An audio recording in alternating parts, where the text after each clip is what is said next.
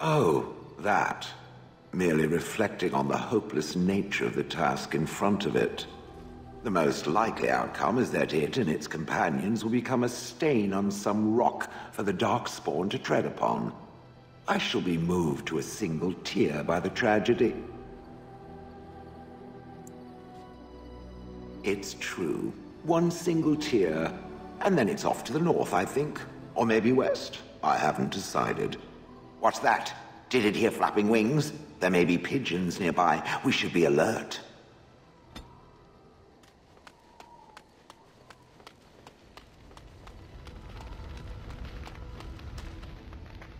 I have a thought. We have an opportunity that I believe we should take advantage of. To the point. My mother was once divested of a particular grimoire by a most annoying Templar hunter. It occurred long before I was born, but even today, Flemeth speaks of the loss with great rage. With the circle of magi in such disarray, it occurs to me that this might be the perfect time to recover the tome from their possession, for surely it eventually ended up in their hands. 'Tis a book of spells, of the sort that Flemeth has dabbled with throughout her long life. Not the sort of thing that would benefit a mage such as yourself, perhaps, for you were taught a different path. I, however, was taught by my mother. I know a way around the wards my mother would have placed on such a tome. I know the language that she would have written it in. I would find such a tome most useful.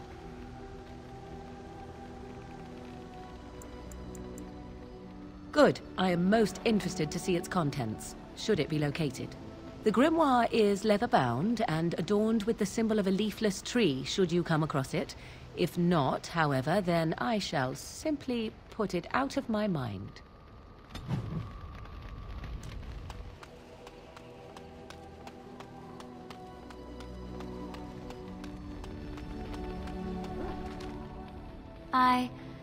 Have I ever told you I really like the way you wear your hair? It's very nice and it suits you. Simple. Not like the elaborate hairstyles we wore in Orlais. They involved flowers, ribbons, jewels. One year, feathers were all the rage, and Lady Elise decided she needed to outdo everyone else, and actually wore live songbirds in her voluminous hair. The chirping was quite charming for a while, but you must realize, terrified little birdies often have loose bowels. Yes, I don't envy them. She never washed her hair. But I was trying to say something nice to you, wasn't I? Oh, forgive me. My mind wanders so. It's just that I feel so comfortable talking to you, like I could say anything and you wouldn't judge me. Yes, very much so. I haven't felt this close to anyone in a long time. I really enjoy your company. Thank you. I am honored that you feel that way.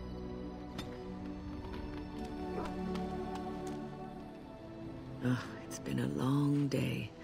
Rest would be welcome. Yes, of course. I am just a little weary. As you may have noticed, I'm no spring chicken. Ha, very funny. But in all honesty, I do not know how many years I have left in me. I have lived for such a long time, but there is always something else to do. And I have to keep going in order to do it. I think I will be glad when I am done. Oh, no. I'm not the sort of person that leaves things unfinished. I'll see this through, I promise.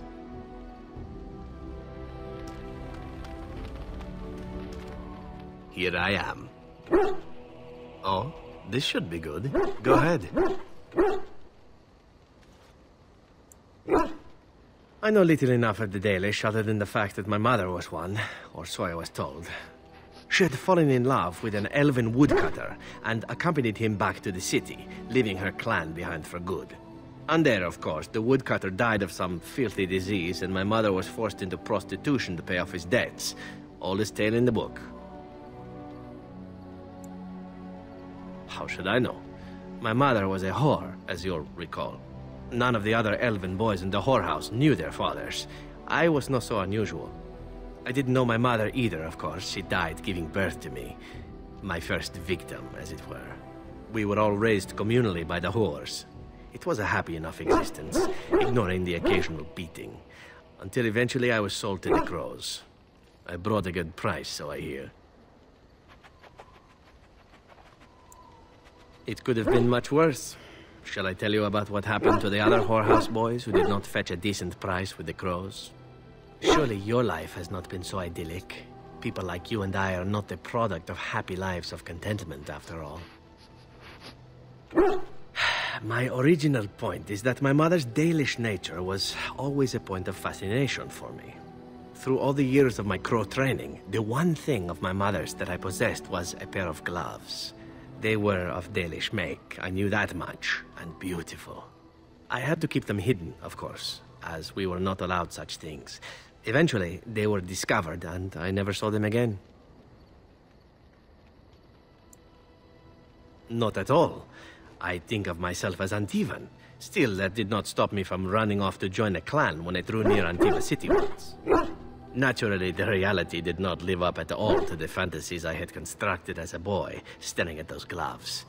But such is life. Come, enough talk of the Dalish. Let us move on.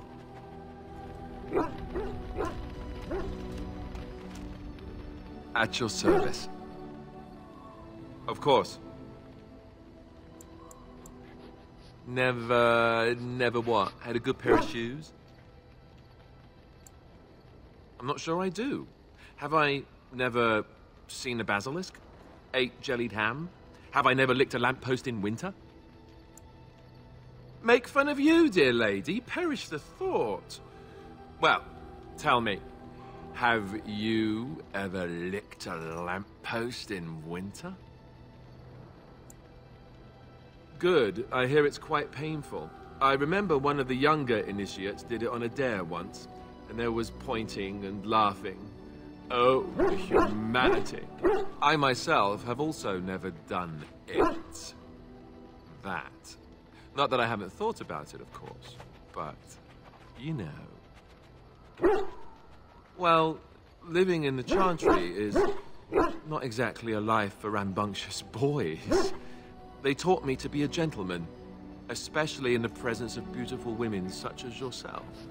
That's not so bad, is it? Of course you are, and you know it. You're ravishing, resourceful, and all those other things you probably hurt me for not saying.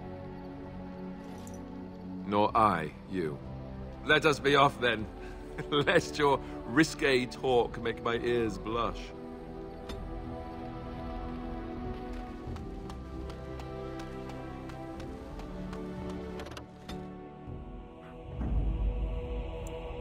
Yes.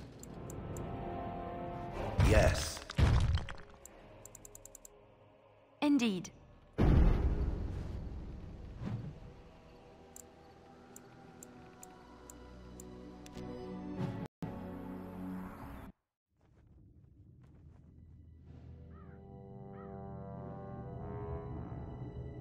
Sire, I have more news. Yes. Well, it seems that the fighting has gone Enough. exactly as you... I would like to know what you intend to accomplish, Father. Should we not be fighting the Darkspawn instead of each other? The nobility should be brought into line and then the Darkspawn defeated. This is no true blight, Honora. Only Kaelin's vanity demanded it be so. Beg pardon, sire. But blight or no, we may not have the manpower to face the Darkspawn soon. Kaelin approached your legions for support, did he Never! not? Marek and I drove those bastards out! Not roll out the welcome for them now! We need help, Father. We cannot deal with this crisis alone. Ferelden will stand on its own! I will lead it through this, Honora. You must have faith in me. Did you kill Kaelin? Kaelin's death was his own doing.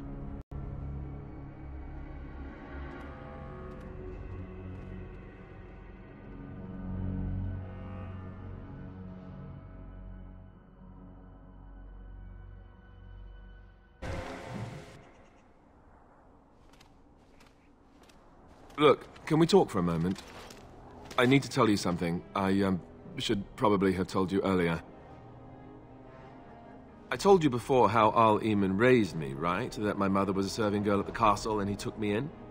The reason he did that was because... well, because my father was King Marek, which made Kaelin my half-brother, I suppose. Maker's breath, I hope not. I don't think so. You don't think so, do you? I'm a bastard. And nobody even knows about me. I would have told you, but it never really meant anything to me. I was inconvenient, a possible threat to Kaelin's rule, and so they kept me secret. I'd never talked about it to anyone. Everyone who knew either resented me for it or they coddled me. Even Duncan kept me out of the fighting because of it. I didn't want you to know as long as possible. I'm sorry. Why wouldn't he? He was King Marek's best friend. I don't know if that means anything, though. I certainly never considered the idea that it might ever be important. At any rate, that's it. That's what I had to tell you. I thought you should know about it.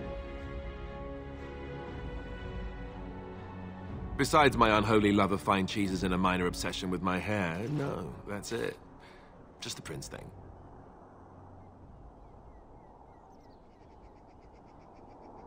No! Maker's breath. Just hearing that gives me a heart attack. It's not true, anyhow. I'm the son of a commoner. It was always made clear that the throne is not in my future. And that's fine by me. No, if there's an heir to be found, it's Al Eamon himself. He's not of royal blood, but he is Kaelin's uncle, and more importantly, very popular with the people. Though, if he's really as sick as we've heard... oh no, I don't want to think about that. I really don't. So there you have it. Now can we move on? And I'll just pretend you still think I'm some nobody who was too lucky to die with the rest of the Grey Wardens. The reason I think we have a chance of setting things right.